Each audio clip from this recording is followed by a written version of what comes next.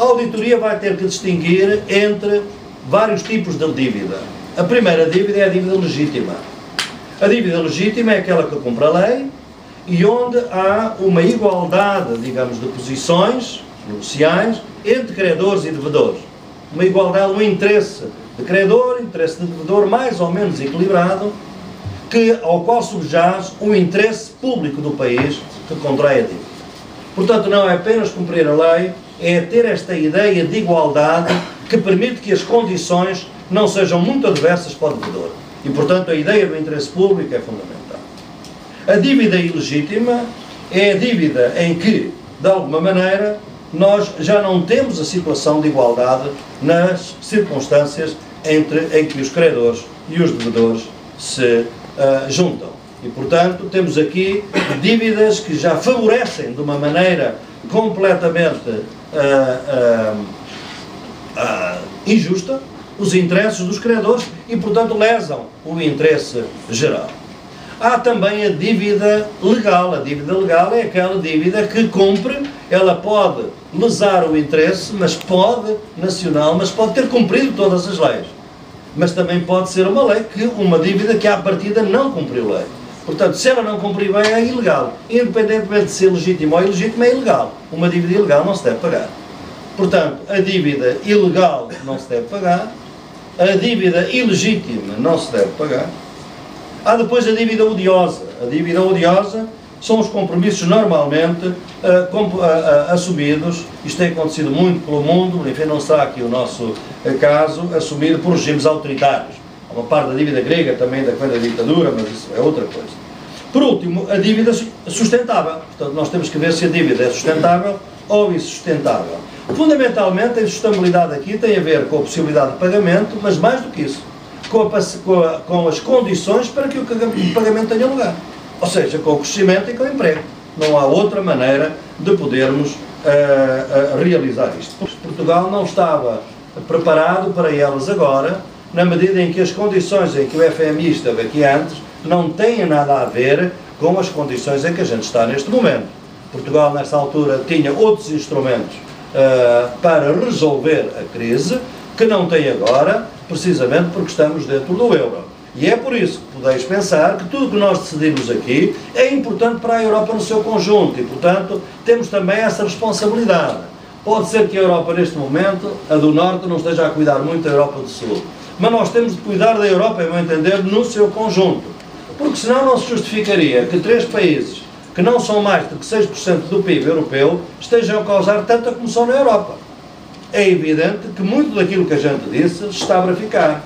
É que realmente, depois do euro, de facto já não há dívida grega, já não há dívida portuguesa, já não há dívida irlandesa, há dívida europeia. E se essa dívida fosse tratada imediatamente como dívida europeia, não teríamos a especulação financeira e, obviamente, o problema estaria resolvido. Acontece que não foi esse o entendimento e a atuação neste momento é tarde e a más horas, é tardíssimo para a Grécia, um país que está a ser dilacerado, apesar de ser o país de onde nasceu toda a democracia que agora se volta contra ela, e nós não gostaríamos, de modo nenhum, que Portugal ou a Espanha, ou qualquer outro país, nem a Grécia, obviamente, com quem temos de ter muita solidariedade, passassem por isso. Portanto, há aqui muitas desconhecidos, muitas variáveis desconhecidas nisto. Agora, só não há uma variável desconhecida, e com essa eu concluo, é que realmente nós temos que agir. Porque nós não podemos estar à espera, já estamos a ver, que as instituições europeias ou nacionais não se mexem senão por pressão pública. Não pensem que o que está a acontecer agora, de finalmente o Sr. Sarkozy a ter um momento de esperança e de lucidez também, eu diria, de realmente tentar fazer alguma coisa pela Grécia, é porque ele está a ver como nós as imagens da televisão. E está a ver que qualquer dia, se as pessoas não pagam as porteiras, não pagam o metro, não pagam impostos, não pagam nada ao Estado, como fazer contas? Já não se pode fazer contas. E estes homens, se lhes colapsam as contas, deixam de ser, são mais frágeis que nós. Porque a força deles são as contas. Portanto, eles querem que a gente continue, não só a fazer contas, como a pagar contas. no momento em que os países deixam de pagar contas, eles já não sabem fazer contas. Isto é que é o nosso poder. O nosso poder é criar uma situação em que eles realmente já tenham dificuldade em fazer contas. E, portanto, como sabemos que isso significa muito sofrimento também para os portugueses, nós gostaríamos de fazer uma pressão, que é esta a pressão organizada, com a sociedade civil bem organizada, com grande petição, muito organizada, no sentido de fazer uma pressão que eles vejam claramente que se ou respondem à nossa pressão e dão os passos que têm que ser dados, ou então a pressão será muito mais desordenada, será muito mais difícil para todos nós, obviamente, mas também será difícil para eles. Porque é isso que efetivamente nós temos que saber. Porque sabemos hoje, e esta é a minha nota final, aquilo que disse o Sr. Keynes, que é perfeitamente claro. Se eu te devo uma libra, o problema é meu. Se eu te devo 1 milhão de livros, o problema é teu.